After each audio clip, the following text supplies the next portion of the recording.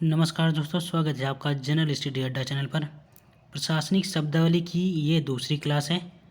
R O mains के दृष्टिकोण से बहुत ही उपयोगी है। ये प्रीवियस ईयर के प्रश्न पत्रों में आया हुआ है, चाहे पीसीएस के पेपर में हो या आर ओ के पेपर में हो, मेंस में, वहाँ से ये लिया गया है। चलिए शुरू करते हैं आज की क्लास। इसमें पहला है up to date. Up to date की हिंदी होती है अद्यतन। दूसरे नंबर पे है डीड। डीड का जो हिंदी अर्थ होता है वो विलेख होता है। आगे इसी तरह से हम देखते हैं डॉक्यूमेंट। डॉक्यूमेंट की हिंदी प्रालेख होती है। और उसके बाद है एटिक्विटी। एटिक्विटी की हिंदी शिष्टाचार। प्रीरोगेटिव का हिंदी जो होता है वो परमाधिकार होता है। इस तरह से ये 5 हो गए। आगे हम 5 और देखेंगे।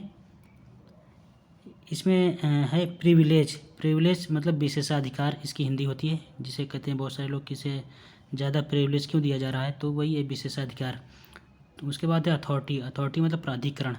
जो ये हिंदी होती है, आप जो इसकी जो एक्चुअल हिंदी होती है वो लिखने का कोशिश करिएगा, नहीं तो नंबर भी कर सकते हैं।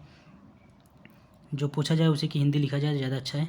आगे हम देखते हैं डिलिमिटेशन। डिलिमिटेशन मतलब परिसीमन, इसकी जो हिंदी होती है परिसीमन होती है। उसके बाद देखते हैं हम सर्किट हाउस। सर्किट हाउस की जो हिंदी होती है वो विश्राम गृह होती है। कभी कभी एग्जाम में आपको परिसीमन दे देगा या प्राधिकरण देगा, इसकी हिंदी, इस हिंदी को आपको इंग्लिश में लिखना होगा, या फिर आपको इंग्लिश दे रहा है उसकी हिंदी लिखवाएगा।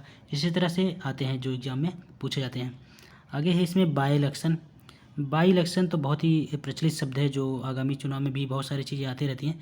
तो बाई इलेक्शन मतलब उपचुनाव होता है, तो इसकी हिंदी जो हुई उपचुनाव। सर्किट हाउस की हिंदी विश्राम गृह। इसी तरह से डिलिमिटेशन की हिंदी परिसीमन। अथॉरिटी की हिंदी हो गई आपकी प्राधिकरण। प्रिविलेज की हिंदी हो गई आपकी विशेषाधिकार। प्रीरोगेटिव की हिंदी होगी परमाधिकार। एटिक्विटी की हिंदी होगी शिष्टाचार। डॉक्यूमेंट की जो हिंदी होती है वो प्रलेख होता है। डीड का जो हिंदी होता है विलेख। अप टू डेट मतलब अद्यतन। इसी तरह से आज ये टोटल 10 हैं। एक और है अभी, ये है कंट्रैक्ट। कंट्रैक्ट कई बार एग्जाम में आ चुका है। कंट्रैक्ट का जो हिंदी होती है वो संविदा होती है। कई बार ऐसे भी संविदा दे दिया गया था, संविदा की आप इंग्लिश लिखिए, तो इसकी भी पूछा जा चुका है। संविदा मतलब कंट्रैक्ट। कंट्रैक्ट की जो हिंदी होती है वो संविदा होती है। इस तरह से जैसे टेंडर होता है, टेंडर की हिंदी निविदा होती है।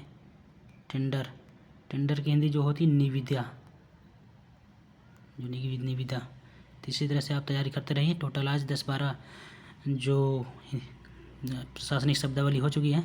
तो अगली क्लास में हम फिर इसी तरह से 10 जो प्रशासनिक शब्दावली होगी उसको देखेंगे। तब तक के लिए नमस्कार, बहुत बहुत धन्यवाद।